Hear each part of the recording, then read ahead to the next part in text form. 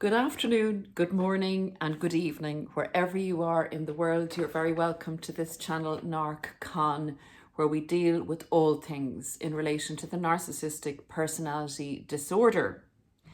Today, we're looking at the narcissist's diversion tactic in spiritual warfare. And this has been a hard one to piece together, as I'm very passionate about getting this point across. An emotion comes into it and I don't want it to be too disjointed.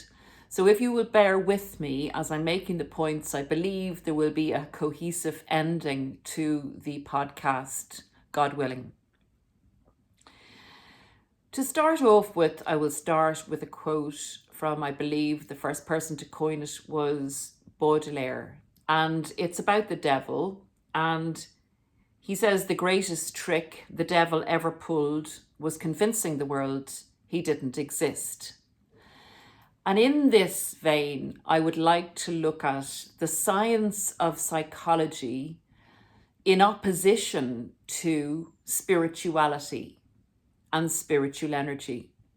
And as anyone who has been on this channel with me on this journey, you will know that I love psychology. There's so much benefit to psychology, but I also equally love and respect the spiritual aspects of narcissism.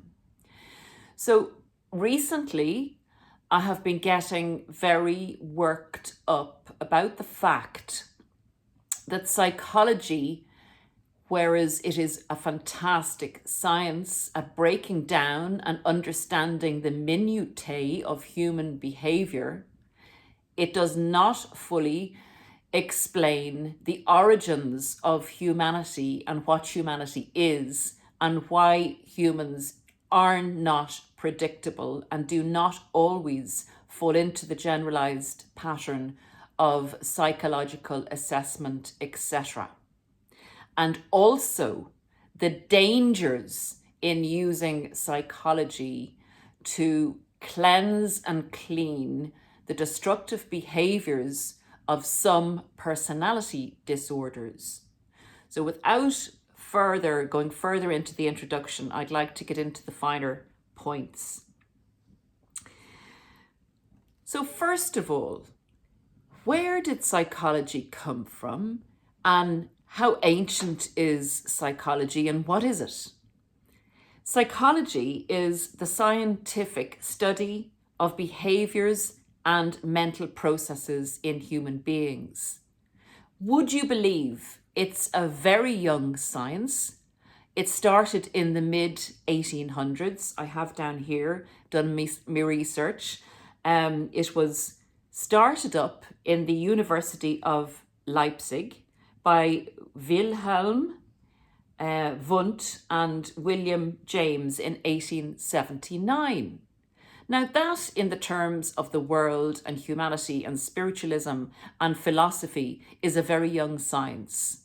But great, it's a modern science, and it seeks to, I suppose, put labels on people's behavior, explain why people behave as they do, look at grooming and controlling and conditioning behaviors and the outcomes of those, and all very fascinating, but not all encompassing, and it does not have all the answers, and that's what I would like to get into.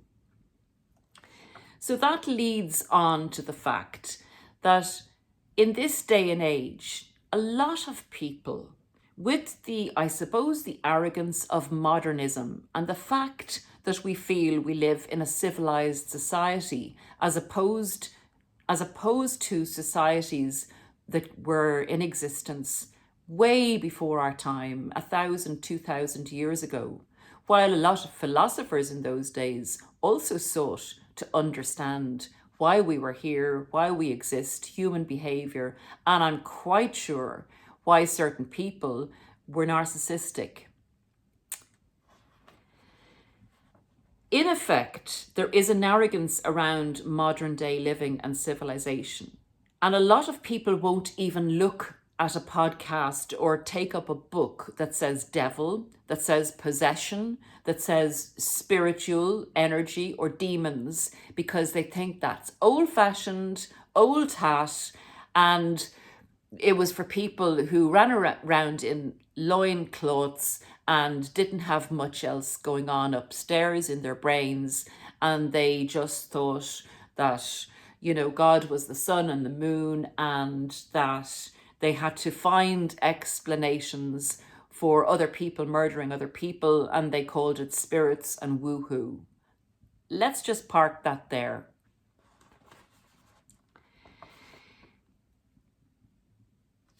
Psychology seeks to put organization on very disorganized human behavior.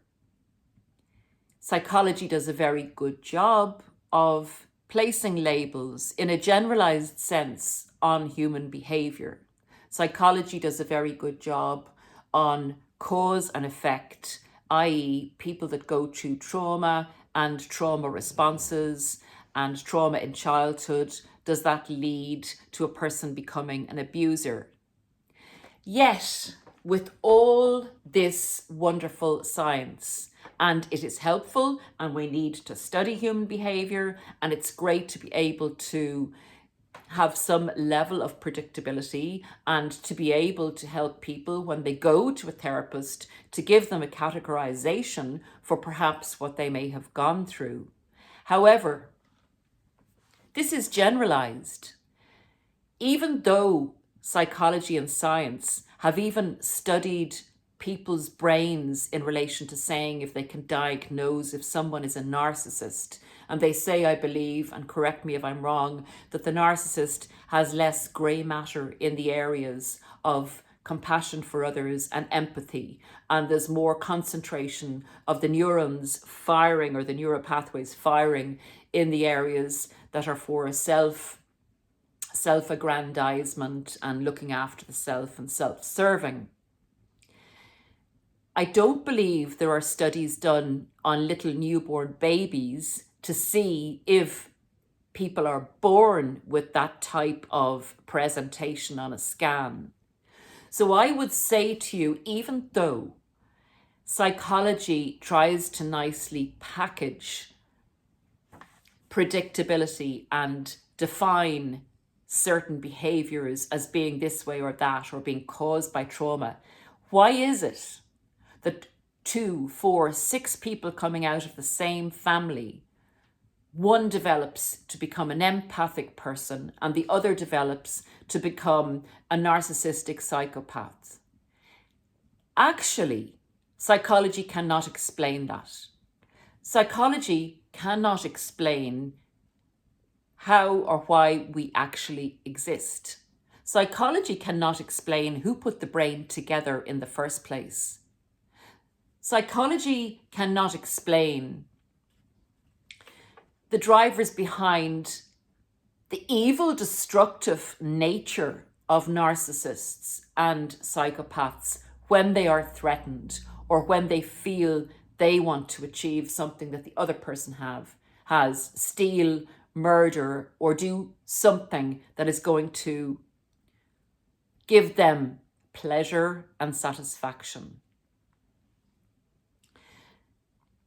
Therefore, I would say to you, psychology alone is dangerous in relation to using it as only a diagnostic tool to study the narcissistic personality disorder.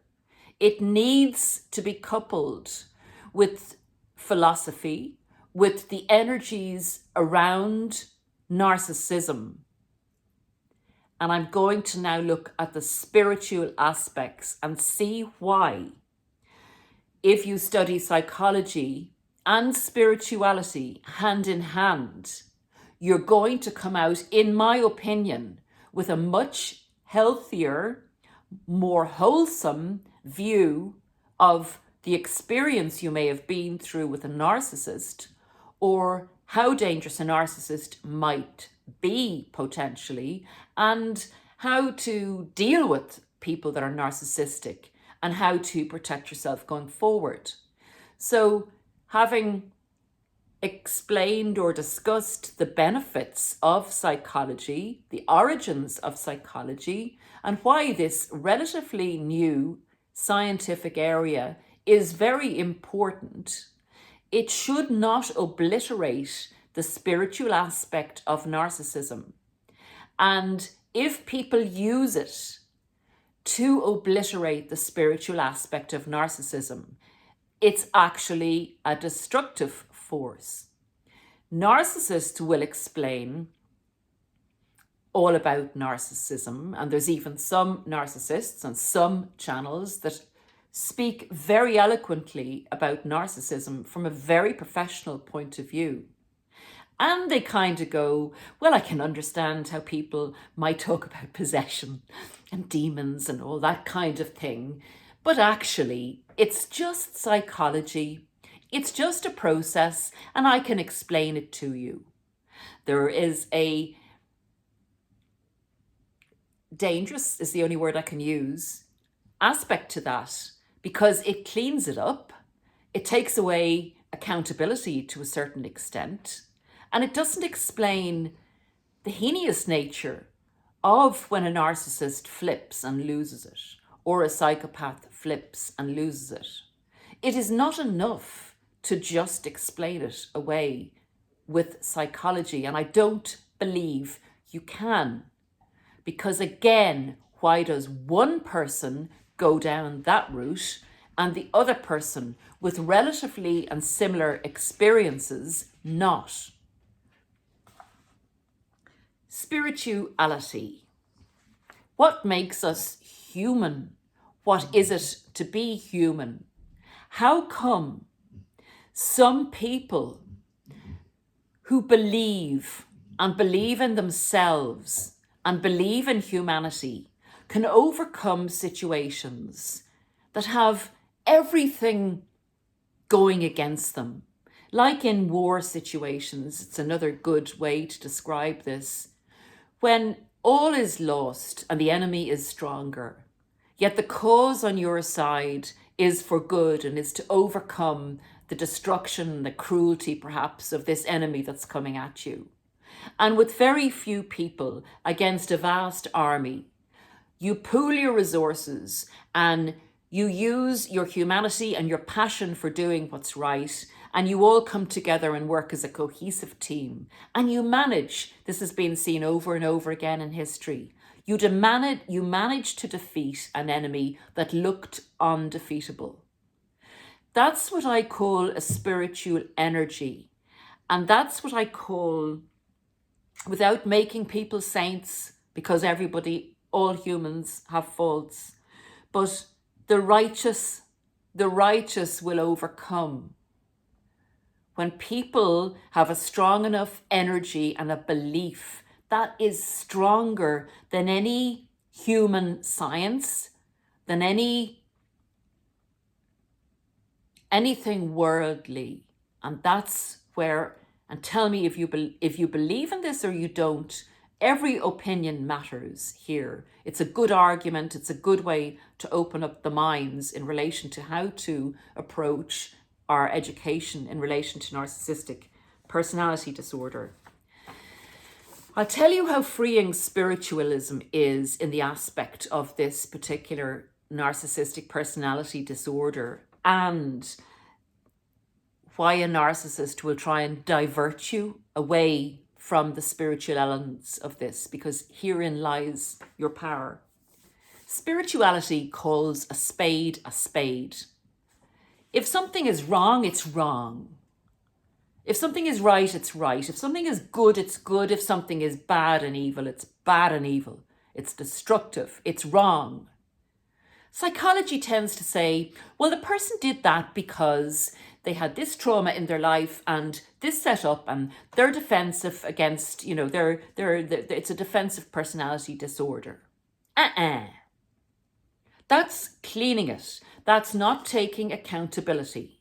It explains it in scientific terms, and that is necessary and that has its place. But to understand it in those terms alone in my view, is very narrow. It's very narrow-minded. It doesn't allow for the healing of the spirit of the person to get clarity. And then that person will go, say, the victim of a narcissist who's gone through a lot of abuse with a narcissist.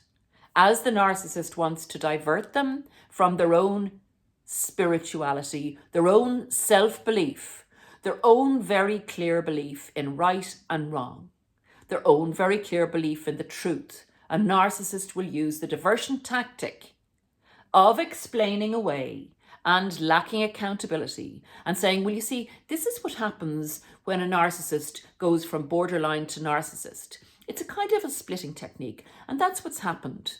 Will you tell that to a person who, say, lost a child to a narcissist? But it was just, you see, this is the process that they go through. That's not enough. That is not enough, and it mystifies and declarifies the actual spade being a spade. And it stops the person from just accepting that that was wrong. What happened to me was wrong.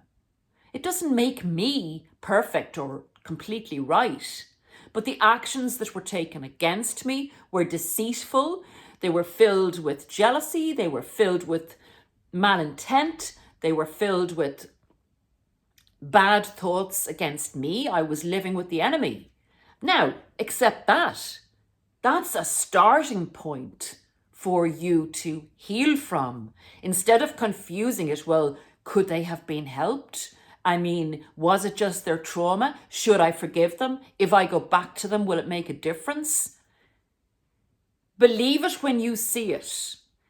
The devil's greatest trick is to con you into believing that he doesn't exist. And in modern day terms, even though it may not be purposeful, in modern day terms, we try and poo-poo demons. Demons, no, demons don't exist. Evil doesn't exist. They're old-fashioned terms. I would say, like for the last 2,000 years, they are as relevant today as they were 2,000 years ago. And just because we have a bumpity bump, whatever you want to call it, great new science called psychology, should not negate the great wisdom that's been passed down to us through our spiritual learnings and through our own self-spiritual beliefs and self-beliefs. The aspect of psychology that grates in relation to not bringing spirituality into your healing program is the victim shaming, and I've dealt with this in the last month or two. The victim shaming that if you were with a narcissist, and this can be a healthy, really, really, really healthy person, having an experience with a narcissist, not knowing that narcissistic personality existed, you know, thinking that everybody was like me and therefore everyone has a conscience and there's only a minute section of the population that are serial killers and that are evil. That is not true. There are narcissists walking among us. And I will quote again, the devil's greatest trick was to make us believe that he doesn't exist. Narcissists exist, and they're very capable of very foul things, and we need to call a spade a spade. Psychology will tell you maybe what to expect next from a behaviour pattern style, but that's as limited as it is. Spirituality will tell you that this person feeds on your spiritual energy, and their spiritual drivers will drive them to do worse and worse and worse if it is necessary. They can be highly sadistic. They can attack your mind, attack your self-belief, which is a big one, and attack your belief in good and confuse what's good and what's bad. Keep it clear, keep it spiritual, keep it spade is a spade, is a spade. It is not a fork, it's a spade. Then you have the problem. If you have a modern day person who doesn't really believe in spirituality, and that's not your fault, and you're entitled to not believe in spirituality. But if you've been and seen the face behind the mask of a narcissist, psychology will seem very in relation to explaining the feeling you got from that person and the devastation you feel inside and your ripped self-belief and your ripped view of what's right and what's wrong, what's real and what's not, what's true and what's a lie. And excuse me, I know anyone that's going through this healing journey will go through these stages of rumination, of trying to get their minds straight. It's the 2 to 3 month stage is the worst for this. You will get through it. You will get through it. You're going to be okay. Stick with it. Keep watching the videos. Do whatever you have to do. Whatever you have to do to get through this stage. Eventually it's going to make sense and you're going to thrive because of the experience you had. So, going back to the point, you get someone who's a very modern person who, sees a title that says demon and, bad spiritual energy and goes, not for me, not for me. I know I'm a modern person. I'm very intelligent, probably are very highly intelligent. So I go to the psychology annuals or annals and I will see what I was dealing with and then I will be able to move forward. So there must be something wrong with me because I was dealing with this person. And that's like saying to the person who got murdered by a murderer, there must be something wrong with you because you were murdered by that person. And that's an analogy I'd like you to keep in your minds. When you're hearing the narcissist's words in your mind, you're not good enough, it's your fault, if you hadn't done this, that crap that goes around in your mind and you're still confused when you're in the healing stages. So the person goes along and says, I'm going to get therapy. I must need therapy because I'm very, very confused. I've never found it so hard to get over any relationship before and I feel depressed and I can't seem to, when I go and exercise and do all the things that I should do, I can't seem to lift myself out of this. Will it ever end? Or do I have to do something? And we won't go into that aspect of it because this is YouTube. But people often, unfortunately, cannot see a way out. You go to a therapist who doesn't know about narcissistic personality disorder and they treat you as a client or even a psychiatrist. I've actually had one psychiatrist come to me for coaching, believe it or not. Even psychiatrists, when you go to them, there is kind of an onus on them to give you a diagnosis or to give you a healing program that makes sense in their particular capacity. You could be going to a psychotherapist or a psychiatrist or whatever.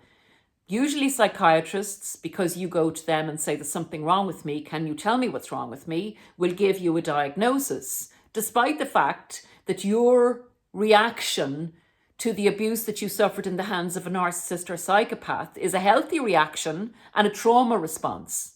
They will then diagnose you, if they're not aware of the narcissistic personality disorder in the fullness of its spiritual energy, and that's the best way I can describe it, will say, well, because you reacted like that to what they did there, you're, and I hate this term, a people pleaser. That's another dastardly,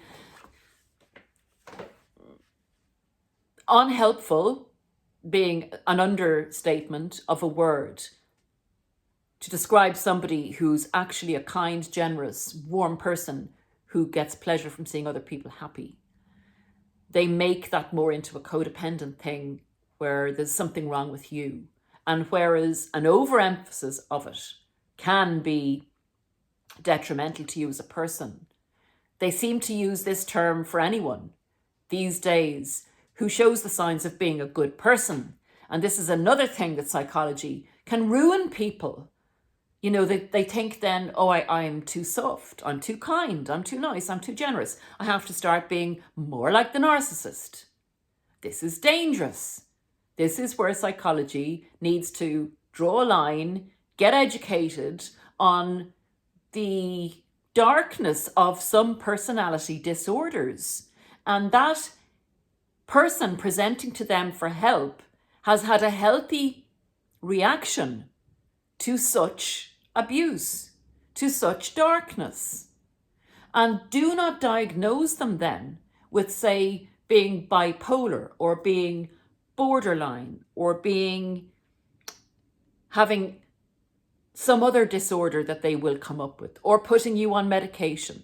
Medication may be necessary, you may be depressed, there may be some things that will help you, but sometimes they medicate you for a personality disorder in itself, even when these are the doctors and people that don't really fully understand the impact. And this again is just my opinion. They don't fully understand the impact of this abuse on the individual.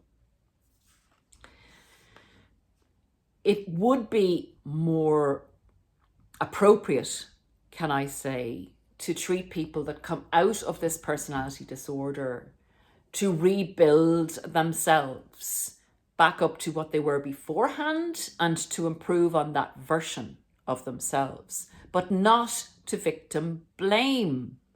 To victim enhance and say, you did well to only react in that way because what you were up against was really dangerous, was really mind-blowingly destroying, and the complexity and the layers of abuse that were going on in that situation oftentimes send a person over the edge. So you're here, you're getting help. Let's look at your good points. Let's look at what you did right in that relationship, instead of going the opposite way and saying, you did this wrong. You probably caused this person to do this. You were 50% to blame. No, no, no. Maybe in some minute level of cases. But if you were a semi-normal human being that went into a relationship, an intense relationship, with a narcissistic personality disordered person, and you're coming out of this trying to make sense of it, and you're not looking at the spiritual element of calling a spade, this was wrong what happened to me, I'm not a saint, but this was wrong what happened to me, that person has issues, that person is driven by evil forces to get their needs met. I need to separate from that person. I need not to judge myself on that person. I need to look at what I did right. And then I need to work on my self-belief in myself. I need to really build myself back up. I need to be strong, and I need to hold on to my beliefs in my own spirituality and in the spirituality that I've believed in before and in the good of humanity. Just let me check my notes, guys, and see if there's anything I haven't covered here. Yeah, I think in general that psychology cannot explain or predict precisely why a person develops a certain way. Psychology can give you guidelines as to criteria that would have encouraged a person on a certain path. But they ultimately cannot explain, the science of psychology cannot alone explain why a person then proceeds, even with the intervention of help, down a certain path where they're self-serving and where they're totally destructive to other people. It cannot explain why we're here. It cannot explain humanity in itself. It cannot explain the power of belief.